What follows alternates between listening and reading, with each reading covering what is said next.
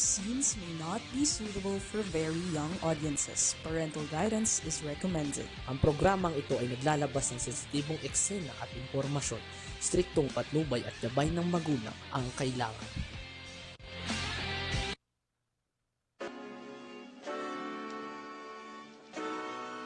Pinoy!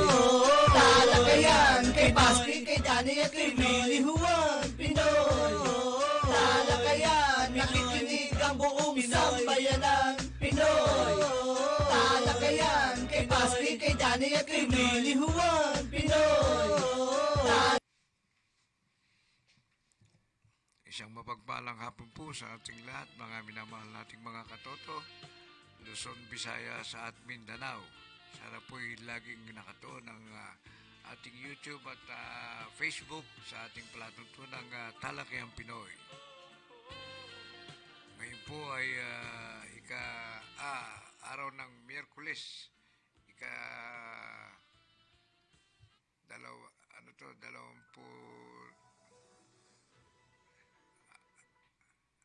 anong petsa ngayon? 26, 2024. Sobrang senior na yata, nakakalimutan na yung petsa ng panahon.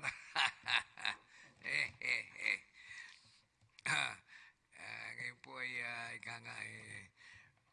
muli nating bubuksan yung mga dati nating tinalakay o issue na karapat-dapat lang na sariwain sa alaala natin yung mga nakakalimot na mga kumpanya ng real estate developer tulad ng Santa Lucia real estate developer na isa sa mga naging biktima yung aking pong anak na si Nora Natividad na nakabili ng lote pero hindi naman nila hanggang sa makabayad yung anak ko, hindi nila pinaliliwanag yung mga hidden charges. Yung hidden charges, mga katoto, yun dapat na bayaran na yung para sa kumpanya ng Santa Lucia na dapat nilang bayaran sa BIR at saka doon sa assessment ng kung saan yung lungsod o bayan nung kanilang dinevelop na lote o lupa o lupain. Ito pong sa anak kong binabanggit na nabiling lote ay sakop po ng Bacoor City. Ayun, ang sinasabing hidden charges, kailangan po alisto kayo pagka nakabili kayo ng lupa dyan sa mga subdivision o developer.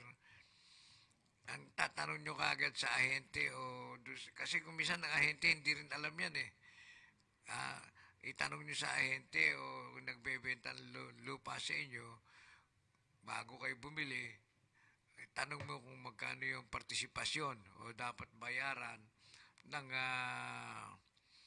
ng developer o real estate broker sa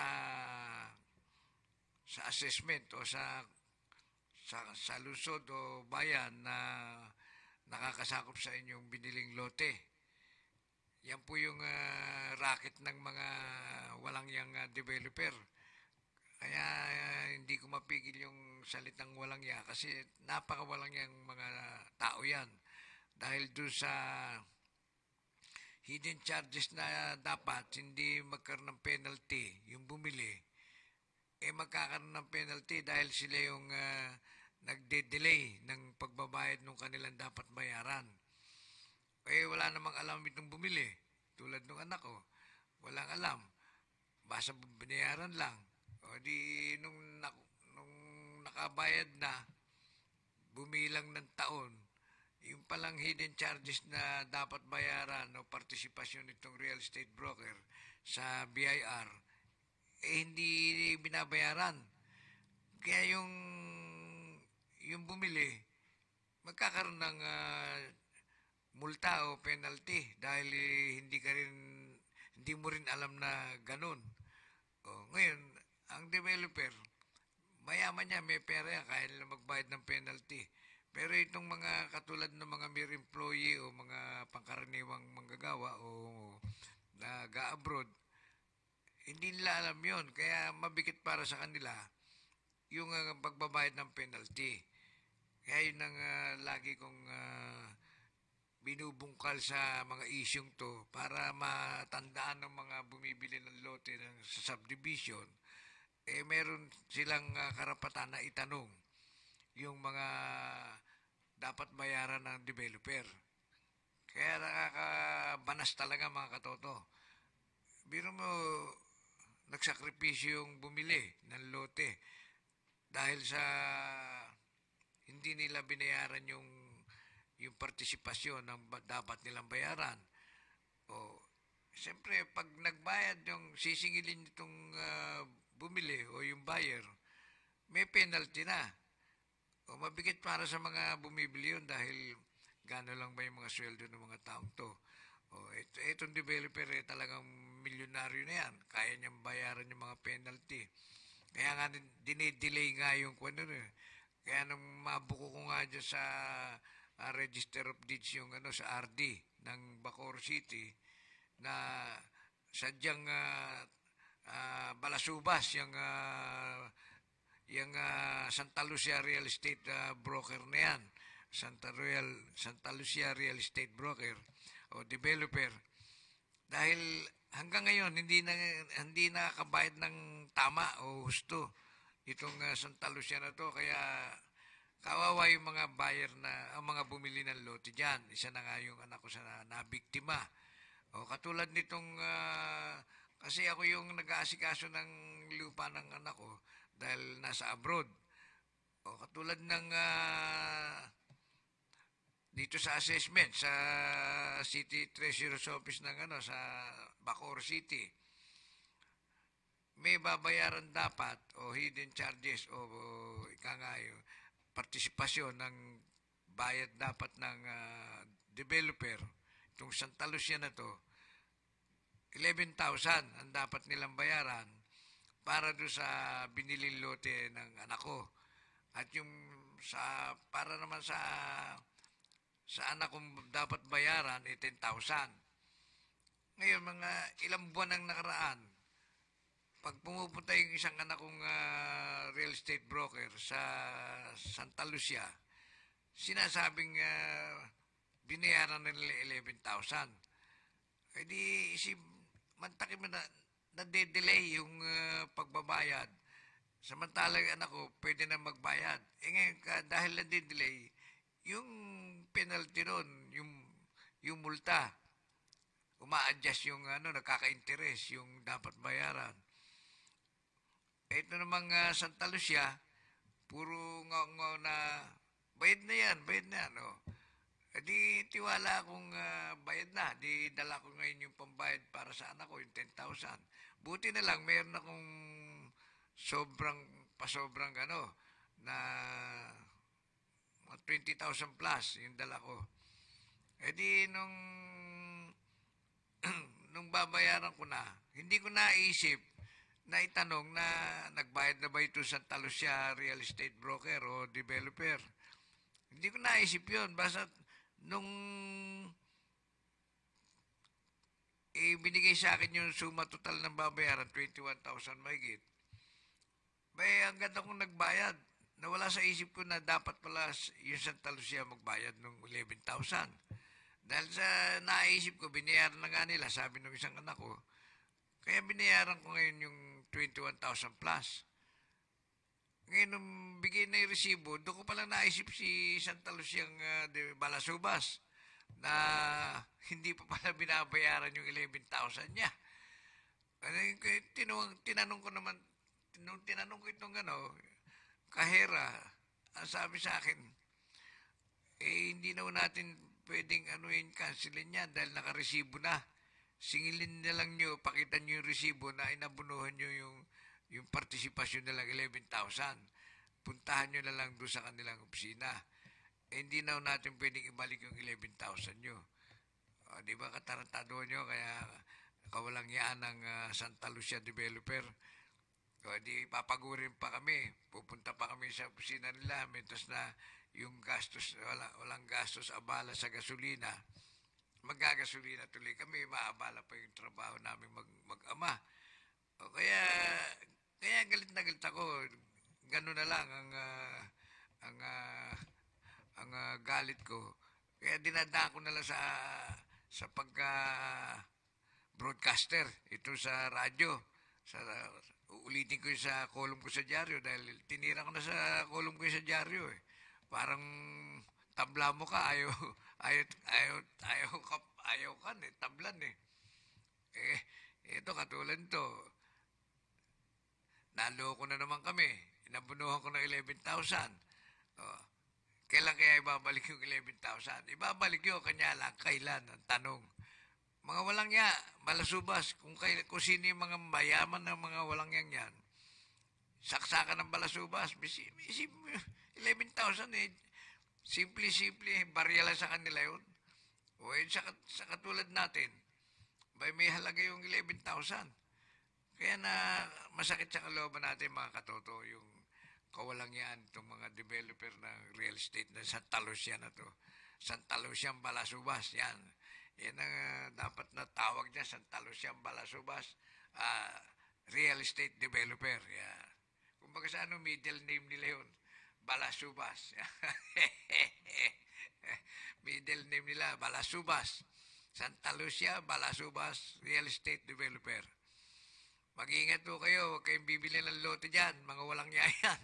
Hindi naman nanloloko. Walang niya lang sa trabaho dahil hindi nila sinasabi yung totoo na BIR, may participation silang dapat bayaran o assessment ng kung anong bayan o kung anong lusod dyan, meron silang dapat bayaran. O katulad nga nito sa anak ko, 11,000. O yung sa BIR, 31,000. Isipin nyo, hindi nila binabayaran yun. Ang maepektuhan yung bumili. Oh.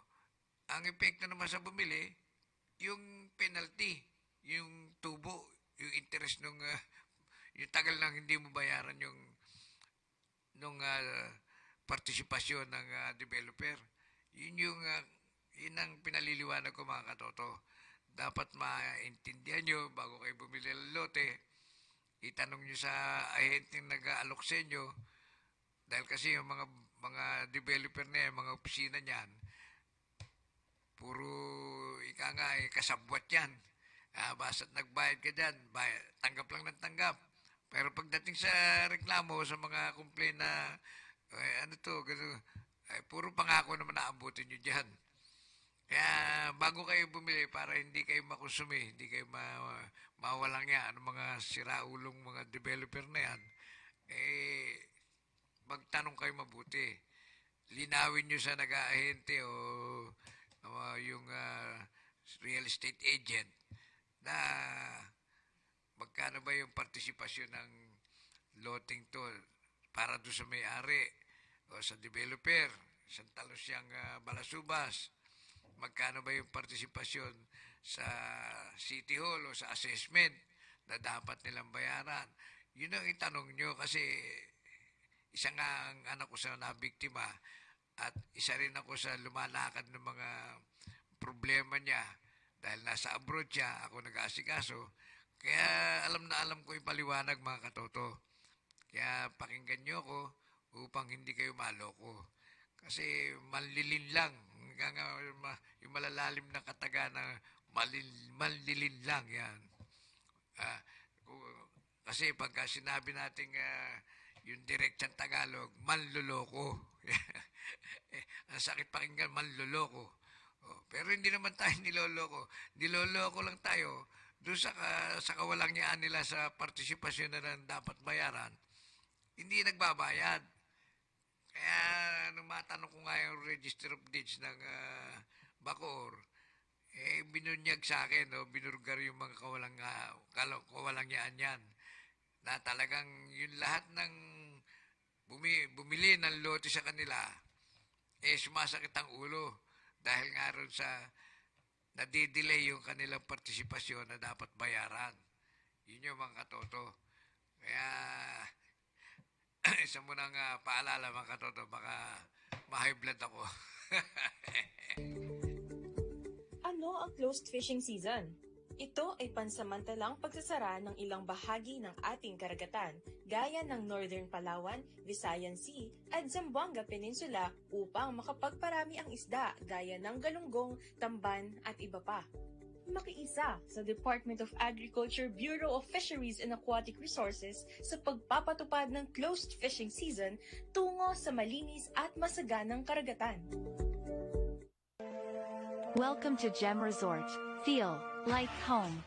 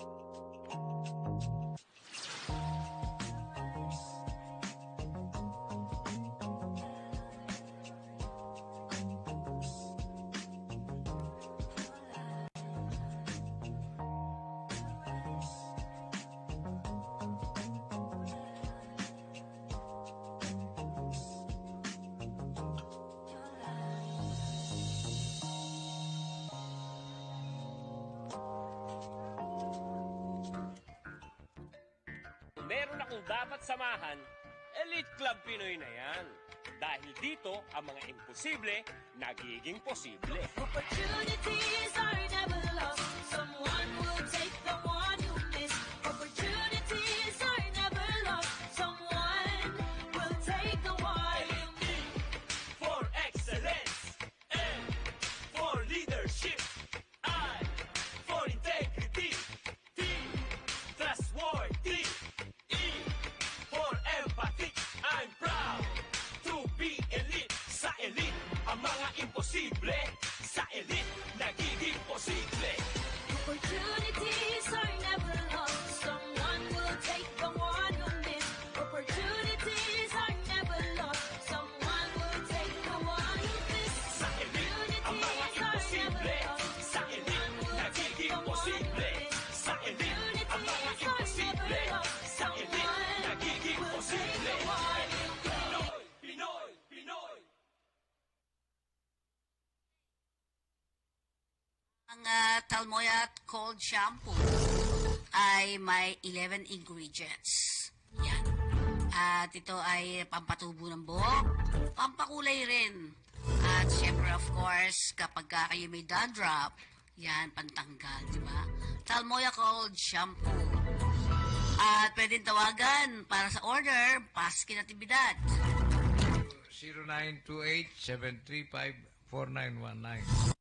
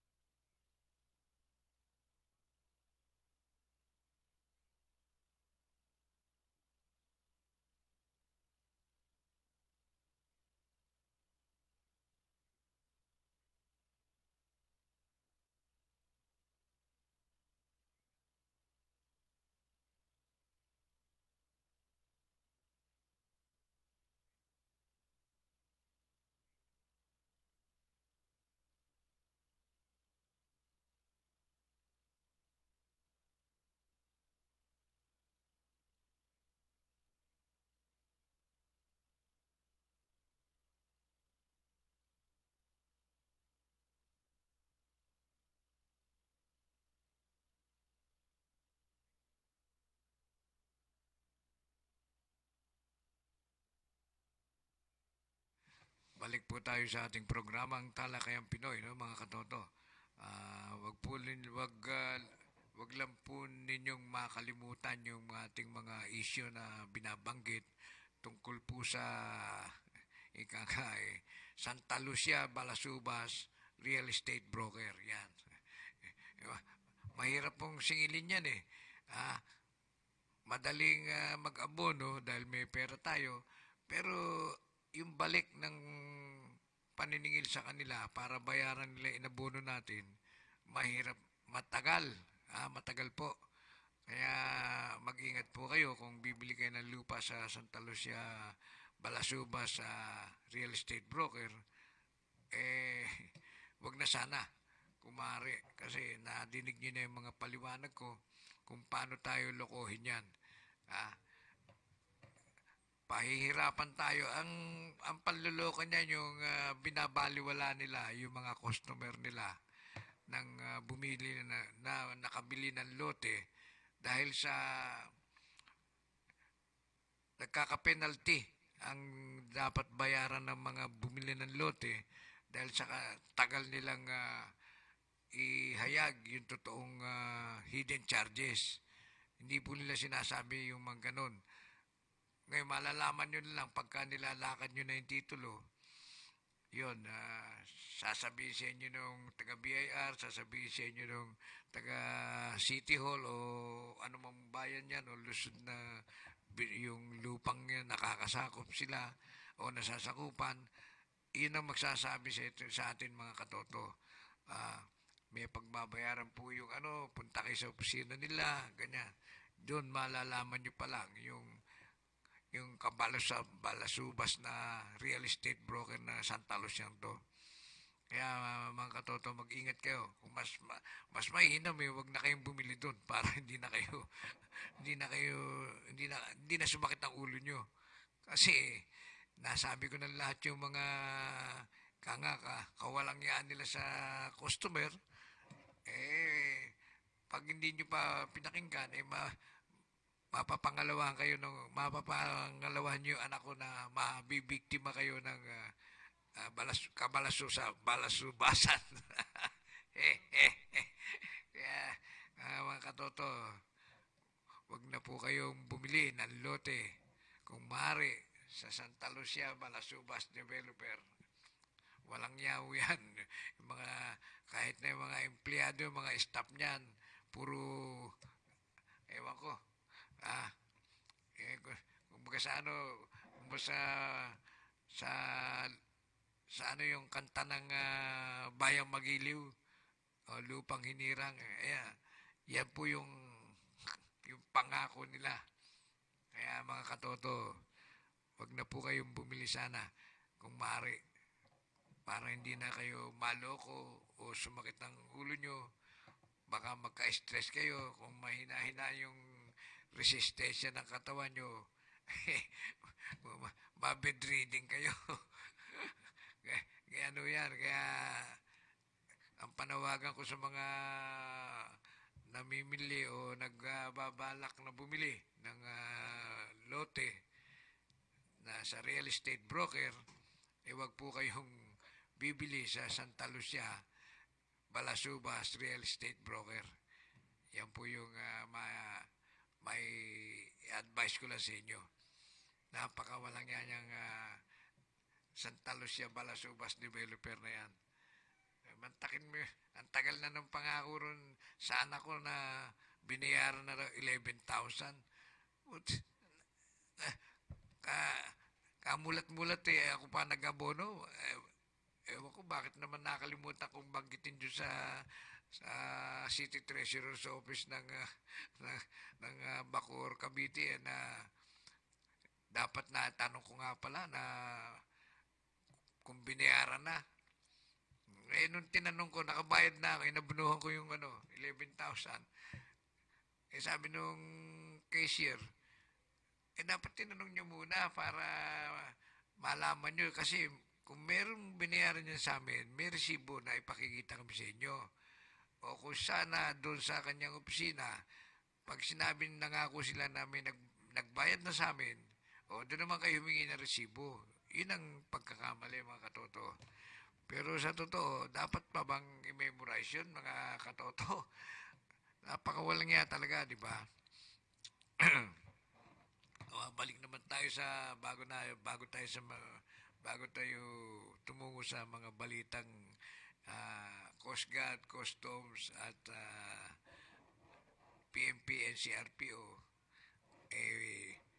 dadako naman tayo sa isang issue na mainit ngayon tungkol sa eleksyon. Ito pong eleksyon na darating, mauna yung barangay eleksyon. Mayroong mga dalawang panawagan na ang ating mahal na senadora, si Amy Marcos. Kamakailan, yung pangalawang panawagan niya na wala nang eleksyon. Bagkus, gagawing kontrata ang maupong mga kagawad o chairman ng barangay, may kontratang pipirmahan ng 6 na taon. Pero after 6 years, wala na pong re-election, hindi na papayagang makapagkontrata ulit yung mga naupo na. Parang ginawa dyan yung hanggang 3 terms yung isang elected barangay council. 3 terms. Taon-taon mag-eleksyon. After 3 terms o 3 elect, hindi na pwedeng magpapahinga muna. After na makapahinga ng 1 year, laban na naman ulit. Ngayon, laking gastos nga naman ng gobyerno. Tama rin si Senadora Amy Marcos. Tuwing eleksyon, malaki na ang gasto ng ating pamahalaan. Ngayon, para mabawasan yung gastos o maiwasan, ikukontrata na lang yung magiging kagawad o magiging chairman. Ang tanong doon, paano mababatid ng mga mamamayan, ng ating mamamayan, kung maayos ba itong ikukontratang magiging chairman o magiging kagawad? Ayos ba yung mga taong yan? Dahil wala ngang halalan. Kaya nga nagkakaroon ng halalan, pipiliin ng mga tao sa pamagitan ng halalan, iahayag nila kung sino yung karapat-dapat. Talagang may gastos ang gobyerno. Pero yung pinupursige ni Senadora Marcos na kontrata na lang, after na 6 years na maupo, hindi na po pwedeng ikontrata siya. Kaya tinututulan ng marami na tumatawag o nagte-text sa akin ng mga sinasabing objection nila na hindi dapat ganon. Kasi parehong may katwiran eh. Ang katwiran ng ating Senadora Amy Marcos, menos ang gobyerno sa gastos dahil nga doon sa COMELEC. Gagastos ang COMELEC. Ang katwiran naman ng mga tao, maganda sana yun. Pero paano mong malalaman yung pagkatao nung ikukontrata ng gobyerno ng 6 na taon? Paano mababatid natin yun? Halimbawa, katulad ko, sumangayon ako na ito si ganito, napirma ng gobyerno na nakapagkontrata 6 na taon. Sino ba yung taong yun? Hindi naman natin nakikilala o kung kalugar man natin, kilala natin yung pagkatao niya, kung ang depresya, mangyayari niyan palakasan system na naman, politika na naman yan kung sino yung mga bata-bata ng mga nasa itaas dyan, ng mga mayor, mga congressman o malamang yun ang mga mapipili. Katulad nung araw, nung panahon ni Apo Marcos, nung matandang Marcos, nung wala pang halalan ng barangay, natatandaan ko yun, ang pinipili ng mga mayor, puro tao nila, pero taga-gobyerno, mga empleyado, mga katulad sa barangay namin, o yung unang appointed na chairman nagtatrabaho bilang fireman o bumbero. Nagtatrabaho, may sweldo sa bumbero, pero walang sweldo sa barangay. Bali, volunteer lang yun kung current siyang ganon. Ang tanong paano siya makakatupad sa tungkuling bilang barangay chairman? Kung siya'y empleyado ng bumbero, talagang yun, tatamad-tamad yun dahil nga may sweldo siya. Ang katwiran niyan gumawa ako tindi, tumulong ako tindi sa aming barangay. May sweldo ko yun yung pagkakaiba ng mga appointed na yan. Ibabalik ngayon, parang ganito sistema nung kay Jaime, ni Senadora. Ibabalik yung 6 years, walang eleksyon, kontrata ng gobyerno siya, gano'n, para appointed. Ngayon ang tanong, kung sino yung mag-a-appoint nun, siya lang yung may kakilala doon sa taong i-appoint niya. Yung buong barangay, halimbawa, pumalpak yung mayor ng kung anong bayan. Bata niya, leader niya yun. Ito ang appointed natin. Ito appoint. Hindi nila halos kilala pagkatao nun dahil hindi naman sila taga-barangay. Hindi katulad ng mga taga-barangay, ang pagpipili sa mga taong taga sa isang lugar na yon, talos niya yung pagkatao nung pipiliin niya. Kaya malaking hindi maganda yata. Ang opinion ko sa akin hindi maganda. At marami rin naman yung tumatawag, nagte-text sa akin, na hindi rin sila sangayon. Hindi nga, talagang hindi sasangayon dapat Dahil unang-una, nangyari na nga nung panahon ng matandang Marcos, Senior Marcos, yung appointed na barangay chairman, hinugot lang ng mga mayor, mga bata nila, leader, empleyado ng City Hall, malakas sa mayor, sige, ikaw ang chairman doon, ikaw ang chairman. Wala pang yung ibig sabihin, nung panahon na yun, walang sweldo, sumusweldo siya sa trabaho niya sa City Hall, kaya walang limit yung 6 years na 6 years, wala yun. Kung hanggang kailan ka gusto ng mayor, kung hanggang kailan nakaupo yung mayor, yun.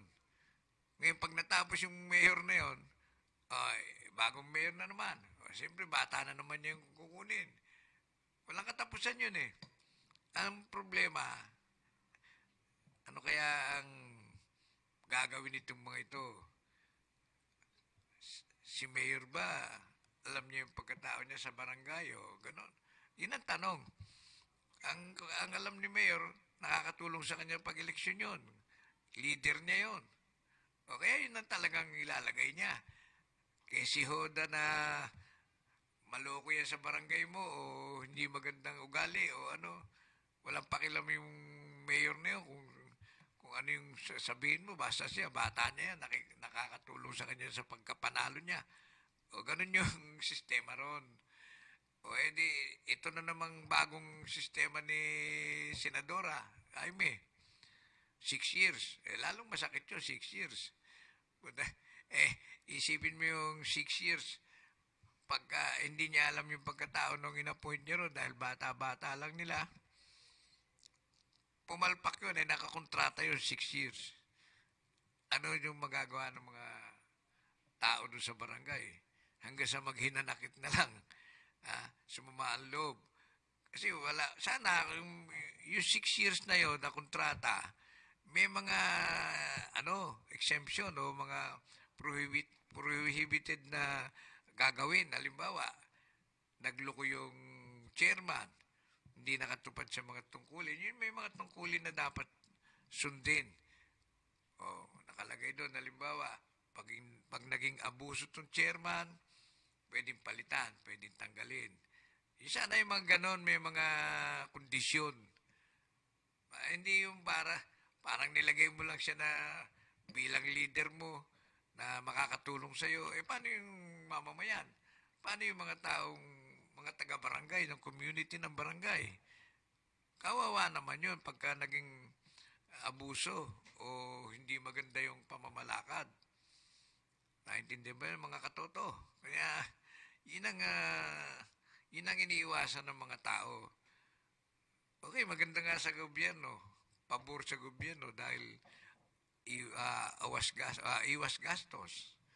Pero sa komunidad, sa isang barangay na pamamahalaan ng tao, hindi pabor yun dahil hindi natin malaman kung ano yung pagkatao talaga niyan eh.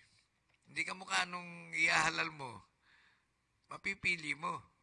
Ay, si loko, si ganito, mabait yan, o si ganito, abusado yan. Ganon yung halalan. Yung i-appoint, kawawa naman yung mamamayan. Sunod-surura na lang sa gagawin nila. Maliban nga yung sinasabi ko sa inyo, may kontrata o may disqualification pagka nagkamali o suspended o dapat merong ganon. Kasi talagang kawawa yung sunod-sururan tayo doon. Kung abusado, salbahe, yung mga pamilya, mabait yung na-appoint na chairman, umabuso naman yung mga kamag-anak. Anong gagawin ng komunidad? Sana yung pagka ganon, na abuso, hindi kaya nung chairman, dahil yung mga kamag-anak abuso, may kawalangyaan. Dapat yung chairman ng doon, tatanggalin o sususpindihin, parang reprimand order, yung bibigyan ng leksyon, ganon. Ganon dapat yung sistema. Bagay, hindi pa natin alam sa kabuuan yung sinasabi ni Senadora Amy Marcos. Antayin natin kung talagang ano yung mga palatuntunan o alatuntunin na dapat na bigyan natin ng pansin. Kasi yung sa atin, ako katulad ko, yung opinion ko, dahil naging kapitan ako ng barangay o naging chairman ako ng 10 taon, alam ko na yung mga dapat na mangyari o yung masasabi ko doon sa isang appointed na chairman o hindi o elected, alam ko yung opinion ko kung paano. Katulad doon pinaliliwanag ko nga sa inyo. O nahalal ako, naging OIC ko hanggang sa nahalal ako. Pero yung pagka-OIC ko, hindi ako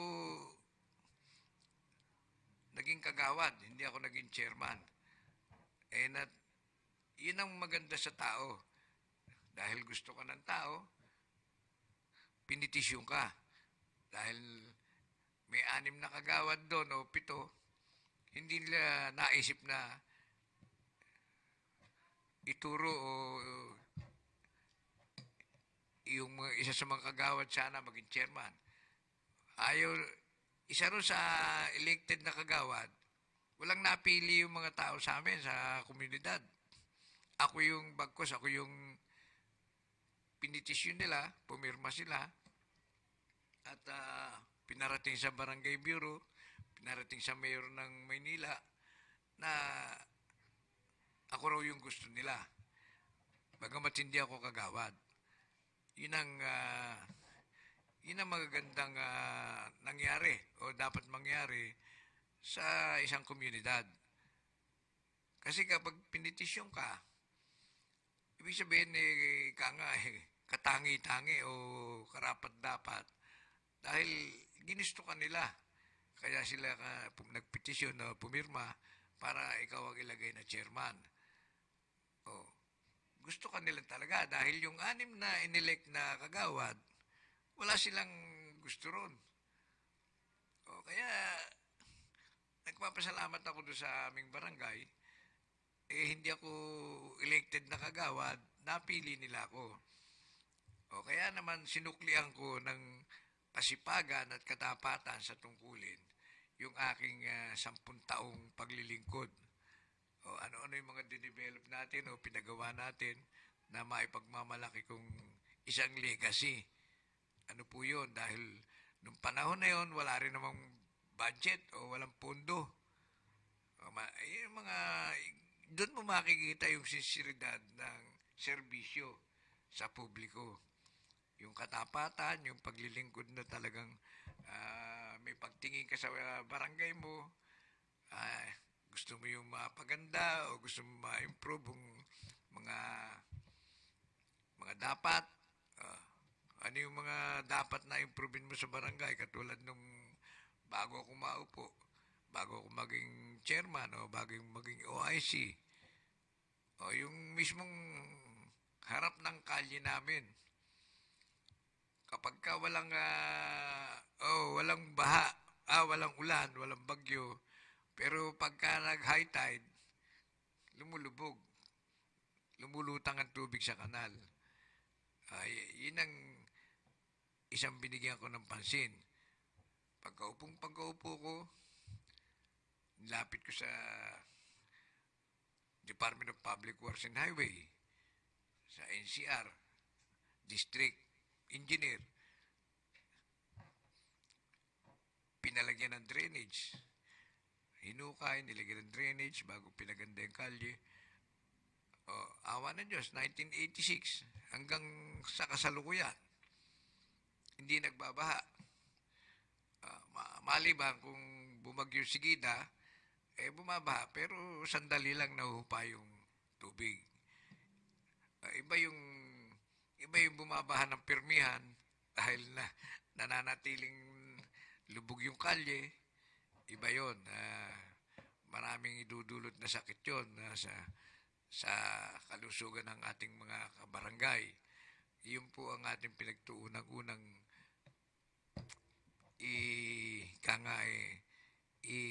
ginanti ko sa pagtangkilik sa akin ng mga tao sa aming barangay. Pangalawa, inabutan ko yung yero, kahoy po yung barangay hall. Nilapit ko po sa NHA.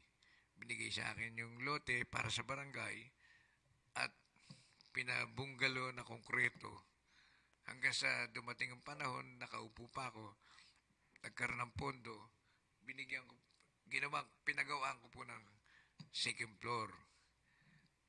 Yun yung mga sinasabing legacy na meron kang maiiwang alaala na hindi makakalimutan ng komunidad. Yung isa yung dalawang cover court, yung basketball court. Dalawa po yan, yung natatangi po sa aming barangay sa District 1, na dalawa yung basketball court. Yan po yung ating alaala. Kaya nabanggit ko lang yung mga katoto dahil nga ang tao kapag ka gustong maglingkod, katulad ko nga, hindi ako malay na naging interesado sa eleksyon. Pero bakit ako napili ng mga tao? Kung kaya't sinuklian ko naman ang kagustuhan nila sa akin na napili nila akong maglingkod, ay ginawa ko yung para sa akin, para sa komunidad namin sa barangay. Mga katoto, kaya yung pong pagkakaiba nung binabalak na o panukala ng ating mahal na Senadora Amy Marcos, iba po yung may eleksyon. Yung may eleksyon, ang pagkakaiba, may gastos ang gobyerno. Pero mapipili naman ng mga tao kung sino yung talagang gusto nila sa kanilang barangay. Katulad nitong kay Senadora Amy Marcos, kukontrata ng 6 na taon yung isang manunungkulan na chairman o kagawad, pero hindi naman batid ng ating community o ng komunidad kung ano yung tunay na pagkatao nung nung in-appoint. nabanggit ko nga, nung panahon ng matandang Marcos, appointed yung mga chairman. Sino yung ina-appoint? Siyempre, yung kilala nila, yung nag-leader sa kanila, yung tumutulong sa halalan, yun po yung ina-appoint talaga. Ganon din po yan ang mangyayari sa sinasabi 6 years na contract. Kaya sana kung itutuloy yan, pag-usapang mabuti. At saka lagyan ng mga mga exception. Merong mga kung dapat suspendin, dapat tanggalin, dapat palitan. Kung ano yung mga dapat na advantage at disadvantage. Yun po yung aking opinion. Hindi yung katulad nung panahon ng matandang Marcos, in-appoint niya yung bumbero, in-appoint niya yung tao ng City Hall, empleyado ng City Hall. Sumusweldo po yun eh. Ang problema, tamad yun. Dahil alam niya kahit hindi siya magtrabaho sa barangay, alam niya kahit hindi siya tumulong sa barangay, may sahod siya. Ganun po yun. Kaya, baliwala sa kanya yung barangay. Hindi katulad nung hinalal ka, ginusto ka ng tao, talagang magsisikap kang makabawi sa taong bayan dahil sa kagustuhan niya sa'yo. Yung mga ganun, empleyado, may sweldo, walang malasakit yun. Walang sikap yun dahil naniniwala siya kahit hindi siya magtumulong sa barangay, may sweldo siya. Kaya kung yung elected ka, alam mo, may pagkakataong tanggalin ka nila dahil nga pagka naging abuso ka, may batas doon na pwede kayo reklamo. Dahil elected ka sa gobyerno ka Talagang pwede yun. Kaya yun ang pagkakaiba. Abangan natin mga katoto, baka sakaling magaganda yung alituntunin ng ating butihing Senadora Amy Marcos. Di sa ngayon na natin. Pero kung nakita nga natin parang in-appoint lang na kung sino-sino na hindi natin gusto yung pagkatao, wala tayong magagawa. In-appoint na yun maliban lang kung may mga kalokohan na mga alituntunin na may mali o mayroon dapat advantage, disadvantage na dapat na tanggalin o suspindihin. Yun ang dapat nating malinawan, mga katoto. Isa munang paalala bago magbalita tayo ng mga magagandang Ano ang closed fishing season? Ito ay pansamantalang pagsasara ng ilang bahagi ng ating karagatan, gaya ng Northern Palawan, Visayan Sea, at Zamboanga Peninsula upang makapagparami ang isda gaya ng galunggong, tamban at iba pa. Makiisa sa Department of Agriculture Bureau of Fisheries and Aquatic Resources sa pagpapatupad ng closed fishing season tungo sa malinis at masaganang karagatan. Welcome to Gem Resort. Feel like home. ilang minuto na lang.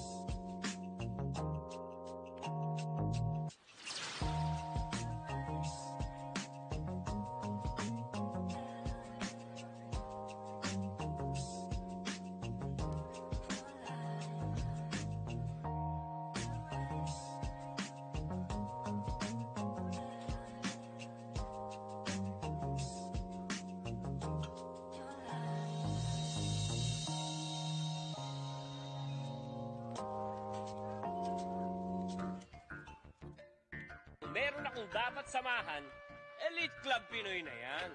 Dahil dito, ang mga imposible, nagiging posible. Opportunities are never lost. Someone will take the one you miss. Opportunities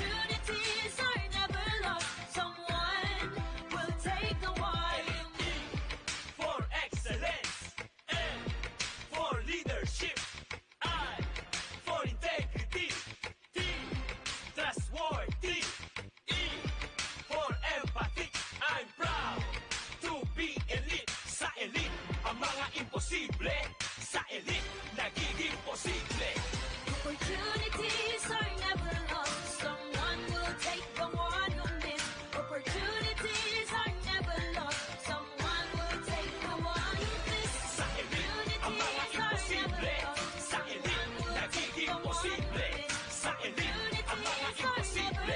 Sa elite, nagiging posible. Pinoy, Pinoy, Pinoy.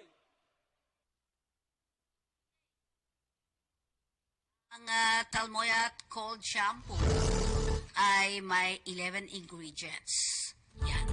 At ito ay pampatubo ng buhok, pampakulay rin. At syempre, of course, kapag kayo may dandruff, yan, pantanggal, di ba? Talmoyat Cold Shampoo. At pwedeng tawagan para sa order, Paski Natividad. 0928-735-4919.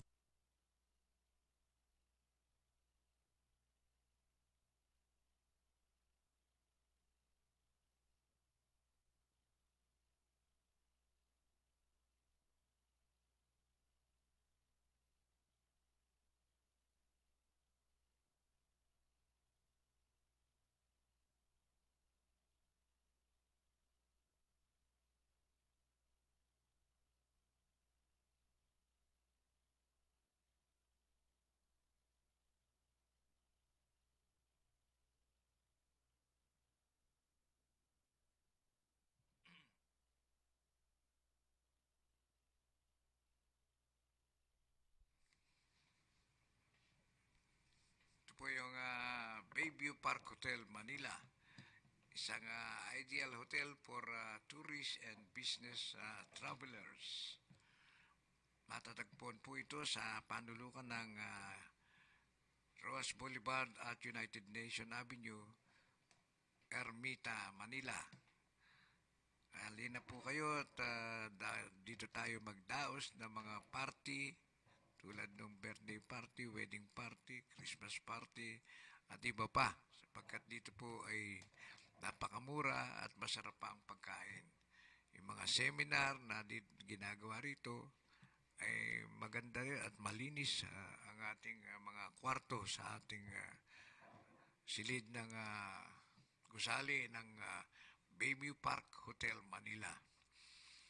Lalo na po yung mga tagalalawigan, kung mayroong mga lalakarin kayo sa US Embassy, katapatan po lang ng gusali ng Bayview Park Hotel, Manila, ang US Embassy. Tatawid na lang po kayo, lalakarin nyo, nandun na po kayo sa US Embassy. Yan po ang pabor ng mga taga-malayong lugar na mag-i-stay sa Maynila. Magpareserba na po kayo sa Bayview Park Hotel, Manila. Okay, mga katotor. Next.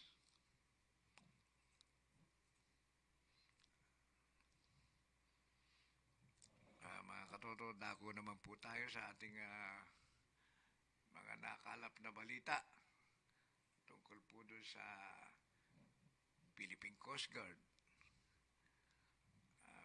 Batid nyo ba, mga katoto, na ang Philippine Coast Guard o PCG ay nakikipag-ugnayan sa iba't ibang bansa at upang magkaroon ng pagtutulungan. Katulad doon itong sinasabing MARPOLEX. Itong Regional Marine Pollution Exercise. Ito po yung MARPOLEX, Regional Maritime Pollution Exercise 2024 na ginawa po sa Bacolod City.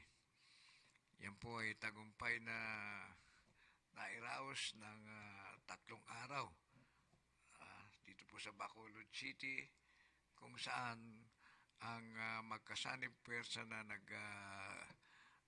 nag-exercise ng sinasabing MARPOLEX ay ating Philippine Coast Guard, ang Coast Guard, Japanese Coast Guard at Indonesian Coast Guard.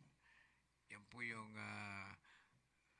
hindi ako nagkakamali ay taon-taon o minsan sa 2 taon ginagawa po ito. Kanya lang sa iba-ibang bansa.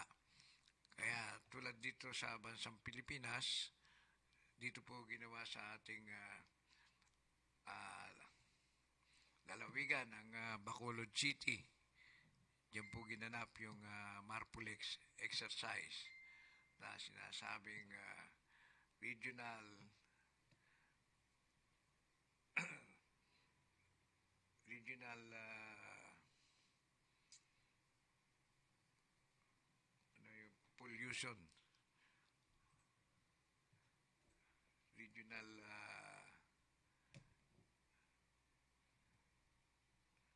marine pollution exercise, regional marine pollution exercise. Plus mo nga yung yung mga personnel ng Japan, Indonesia na pipirmahan sila ng ito po yung nagsimula ang Marine Pollution Exercise 2024. Ito po yung sa larawan ang ating Philippine Coast Guard. Plus may iba katoto. Dito po yan ginanap opening bago sila tumulak ng Bacolod City. Diyan po sila sa headquarters ng Philippine Coast Guard sa Port Area, Manila. Katoto, ibang larawan pa ng Marpolex. Yan po yung mga katoto, yung mga pinagsanib na bansang Japan at Indonesia Coast Guard.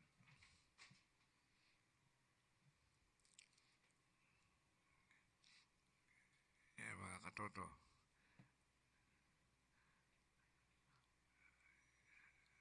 Yan yung Indonesian Coast Guard at Philippine Coast Guard. Yung koordinasyon at pagkakaisa para magtulungan sa larangan ng maritime o sa karagatan. Yan po ang tatlong bansang magkakaanib at handang tumulong ang bawat isang bansa pagdating sa maritime o karagatan. Sa sinasabing exercise na Regional Marine Pollution Exercise tungkol po sa karagatan ng mga pinag-uusapan dito. Kasi pag sinabing Coast Guard, tungkol puro sa dagat po yan. Next photo, mga katoto.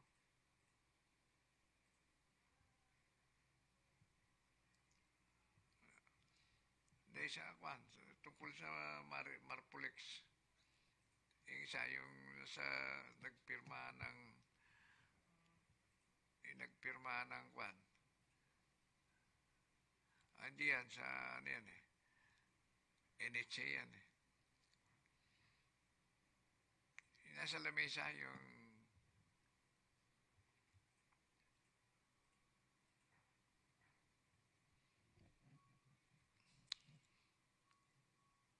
larawan na nagkaroon na ugnayan ng bawat bansa at sila'y kapwa lumagda para sa mga alituntunin o na dapat sundin sa tinatawag na Regional Marine Pollution Exercise. Yan po yung ating mga matataas na ranggo ng ito po sa kaliwa yung sa naka-light blue, yan po yung sa Philippine Coast Guard. Yung po nasa gitna na blue, yan po yung representative ng Indonesian Coast Guard. At yung sa kanan, yung pong nakaputi, ay siya po yung representative ng Japan Coast Guard. Yan po yung mga nagsidalo o nagsiganap sa sinasabing Regional Marpolex Marine Exercise, Marine Pollution Exercise. Yan po pinangungunahan ng ating PCG Commandant Ronnie Gaban at ang ating Deputy Commandant for Administration, si Vice Admiral Alan De La Vega. Yan po yung ang ating Vice Admiral Roy Echeverria na sa mga lumagda sa ating bilang direktor ng exercise, co-director. Ang kanilang at ang nagrepresenta naman sa Japan Coast Guard ay si Captain Sashi Koichi.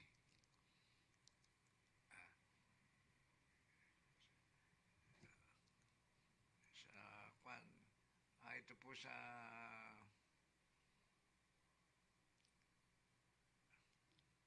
Indonesian. Dito po sa sinasabing exercise na ito, yung Marpolex, ay dinalahan po ng ating DOTR ASEC o Assistant Secretary for Maritime. Siya po yung nandiyan dyan sa ikang okasyon dahil siya po yung ASEC sa Maritime. Marine Safety and Marine Environmental Protection.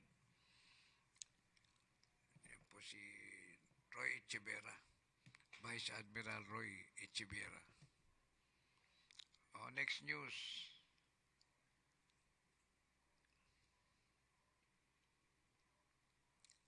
Ito po naman ay balitang National Capital Region ng PNP. At itong balita na ito ay nakarating sa atin tungkol din po sa Northern Police District na pinamumunuan ng ating Northern Police District Director Police General Rizalito Gapas, Northern Police District Director. Sila po ay naka-aresto ng isang suspect na lumabag sa Article 151 o RPC and Section 28 of Republic Act 10591. Sila po yung ang ating pong masipag na Police Colonel Paul Doles na Chief of Police ng Caloocan. Siya po yung masipag na manghuhuli ng mga may warrant at saka mga lumalabag sa batas, partikular na sa mga droga. Personal po ito ng Substation 13 ng Caloocan Police District. Sila po yung masugid at masipag na manghuli ng mga lumalabag sa batas, mga ordinansa, tulad po nitong nahuling lumabag sa krimen ng dahil po doon sa ordinansang maliit ay nahuli po siya nabigyan ng pansin ng kanyang kasalanan dahil sa yung nilabag niyang batas na matagal nang namayagpag siyang hindi nahuli o nakalalaya doon po sa pagkakataon na nakita siya ng mga otoridad dahil may kasalanan, tinakbuhan niya po itong mga pulis. Kaya nung maabutan siya at nakapkapan, nahulihan po siya ng kalibre 22 na baril. Kaya po siya ay lumabag sa sinasabing mga Republic Act na ng violation of Article 151 or RPC and Section 28 ng Republic Act 10591. Yan, siya po yung na-aresto nitong ika-25 ng Hunyo taong kasalukuyan ng madaling araw, alas 3 ng umaga ng madaling araw. At siya po ay naninirahan sa 7C, Barangay 176, Bagong Silang, Caloocan City. Nahuli po siya ng mga taga Substation 13 na nasa ilalim ng pamumuno ng ating butihing Police Colonel Paul Jedi Doles. Siya po yung Chief of Police ng Caloocan. Nasa ilalim po ng NPD Director na si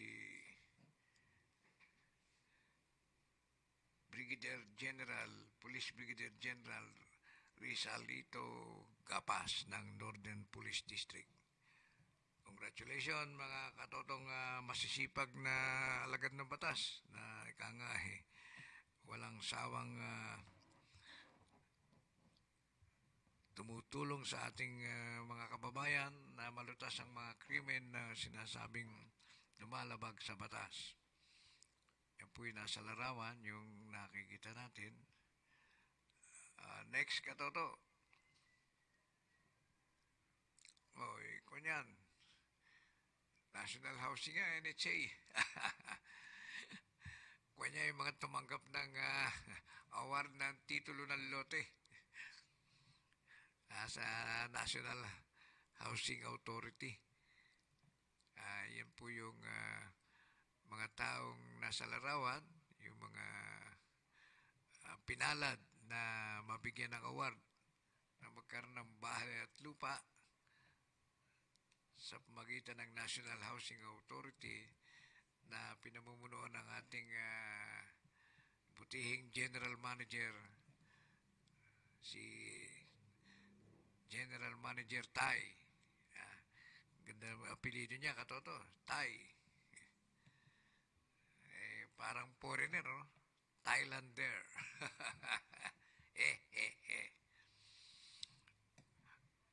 Ay, isang balita natin sa Customs, sa Bureau of Customs.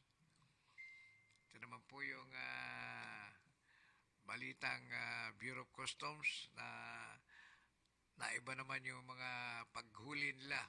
Karaniwang binabalita natin yung mga droga na nasasabat sa mga airport, mga pier, ang Bureau of Customs. Ito po ngayon naiba naman.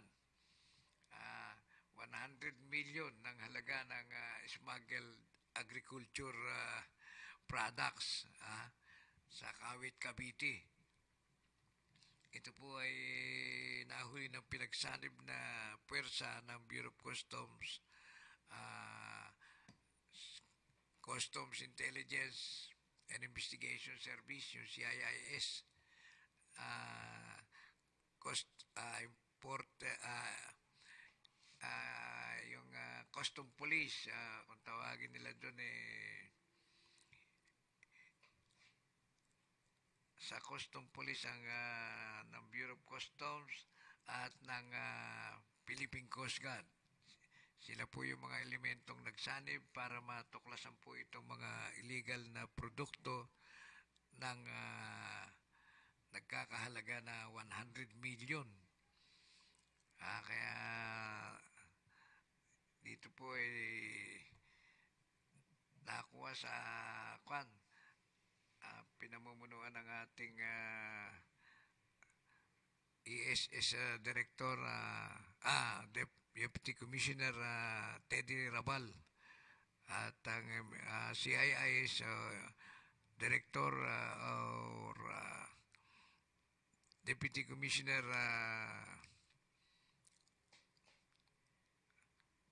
Uy.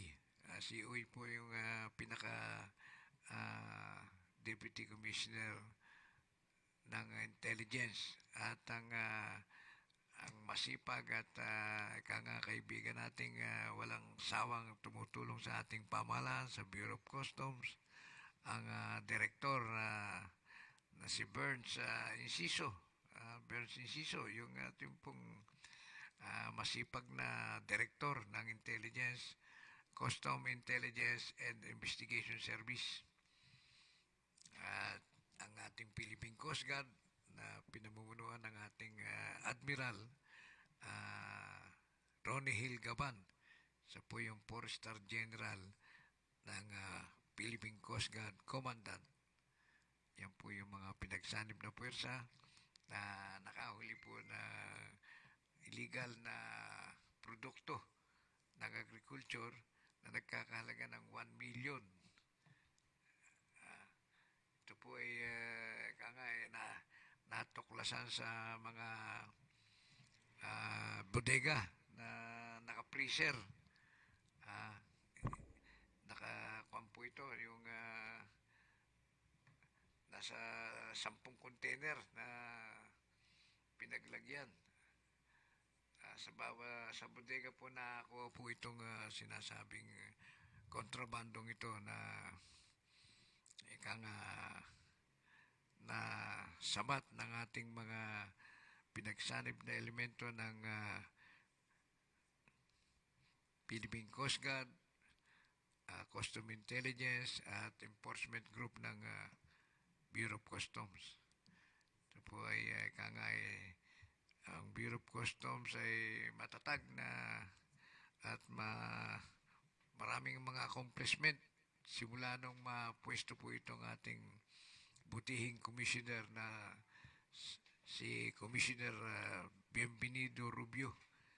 Si kaibigan natin po itong Customs Commissioner na ito. 2 dekada na po tayong gumagawa ng balita dyan sa Bureau of Customs. Kaya nung panahong bago pa maging commissioner si Commissioner Rubio, ay isa pong CIIS agent po ito. From the ranks po ito si Custom Commissioner Rubio. Siya po yung dating agent lang ng CIIS. Hanggang sa tumagal, siyempre maraming accomplishment, napansin ng ating pamahalaan, nakarapat dapat siya maging commissioner. Sa kasalukuyan po siya ngayon ng Customs Commissioner, si Katotong Bienvenido Rubio. Abuhay ka, Katotong Rubio, Commissioner Rubio. Sana'y patuloy na maraming accomplishment kang mahuli o matimbog para tumino naman ang ating mga smuggler o kontrabandong nilalabas sa ating kawani o ng Bureau of Customs. Okay, mga katoto. Dako naman tayo sa mga pagbati. Ating mga kaibigan na ika nga para masiyahan naman po silang babatiin natin ang kanilang mga samahan. Tulad po nung mga kasama ko sa Philippine Coast Guard, Philippine Coast Guard Auxiliary. Pinabati natin lahat ng mga may kaarawan dito mula ng Hunyo 1 hanggang katapusan ng buwan ng Hunyo. Pinabati ko kayong lahat, mga katoto.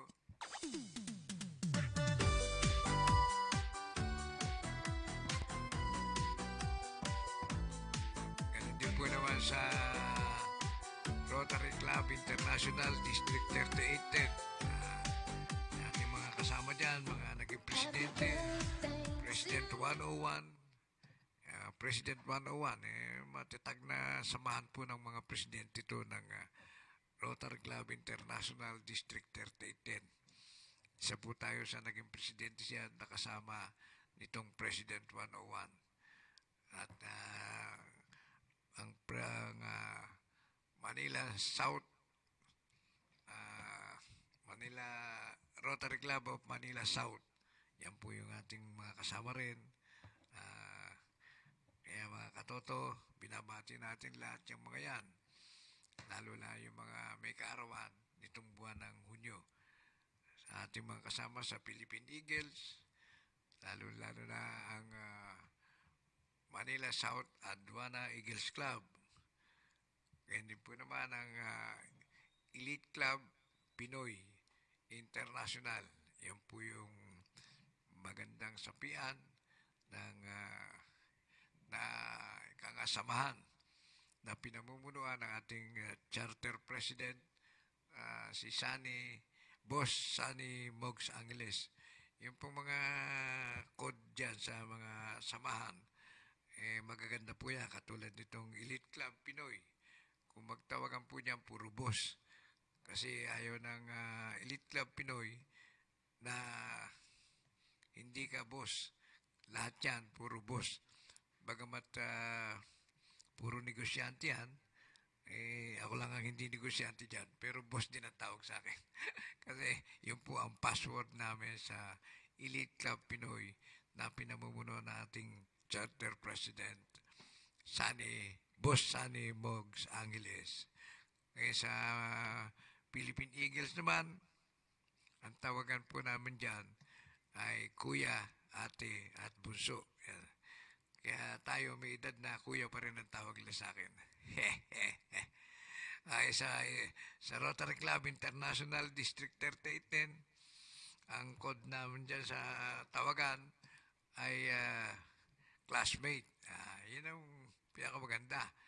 May edad na tayo, yung mga kasama kong bata-bata pa, kung tawagin yung classmate. Kaya pagka may mga nakarinig, paano mo naging kaklase yun? Yung mga code po ng mga samahan, kaya nakakatuwa. Hindi ka tatanda talaga dahil classmate, kuya, ate, ganun na. Kaya yung mga samahang sinasaniba natin o sinasapian ay talagang magagandang magandang samahan. Bumati naman po tayo dito sa ating mga kasama, mga doktor sa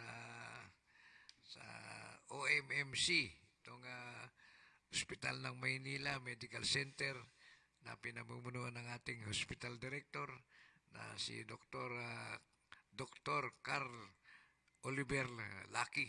Dr. Carl Oliver Lucky, siya po yung hospital director natin.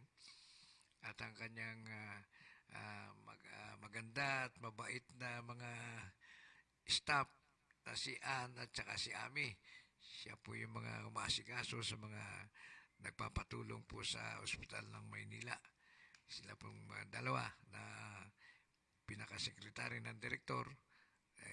Sila po yung mababait at maunawain, matulungin. Yan po yung kanilang kategorya sa ating mga magaganda, si Ami at si Ann.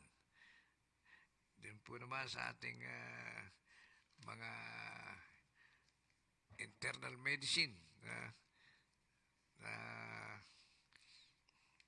internal medicine group na pinamumunuan itong sila Dr.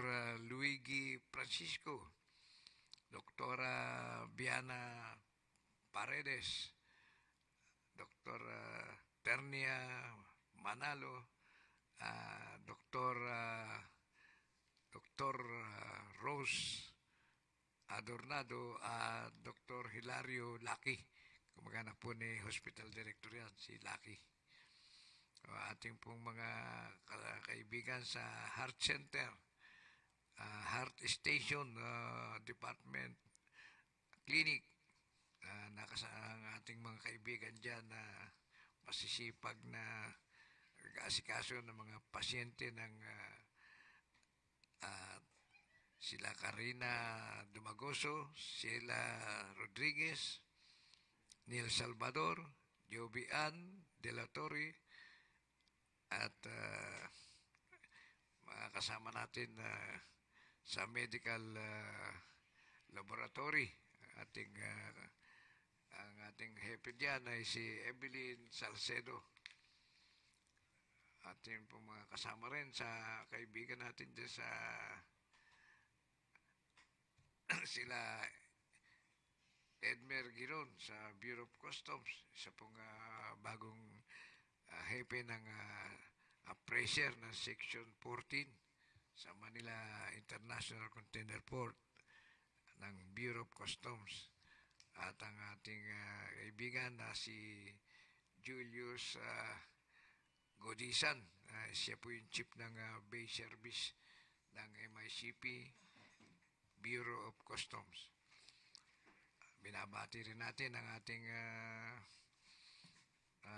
Doktora Angel Beneventura ng medical clinic niya sa private clinic po niya sa tapat ng LTO Tayuman. At ang kanyang mga tauhan si Rica Vincent, ganun po sa ating mga kaibigan sa MBI, yung director ng MBI for clearance, si Angelito, Attorney Angelito Magno, at MBI DDO Attorney Dave Sigunyal. God bless you more. Ating mga kaibigan sa LTO NCR Director Roque Bersosa III, at LTO NCR Assistant Director Hans Lim, at ating mga taga-intelligence IID, si investigador po ng IID, si Miss Ever Mi Competente. Ang ating pong LTO PUBRC, siya si Chief Levi Almasora. Ito po yung PUB Public Utility yan, yung mga nagpaparesyo ng mga sasakyan na pampasero tulad ng taxi, mga passenger jeep. Ang hepe po niya sa central office ng LTO ay si Levi Almosara. Ganun po naman ang ating LTO Pasay. Sa registration po si Chief Kiwi Basinang, at LTO Licensing Chief si Maria Paquita de la Cruz, at ang LTO Tayuman po naman ay si Raymond Kibang. Yan po mga kaibigan natin na binabati at karapat-dapat namang batiin dahil masisipag po sila sa administrasyon na kawanian ng ahensya ng ating pamahalaan. Maraming salamat po sa inyong mga pagtangkilik at pakikinig sa ating palatuntunang Talakayang Pinoy. Tayo po ay manalangin.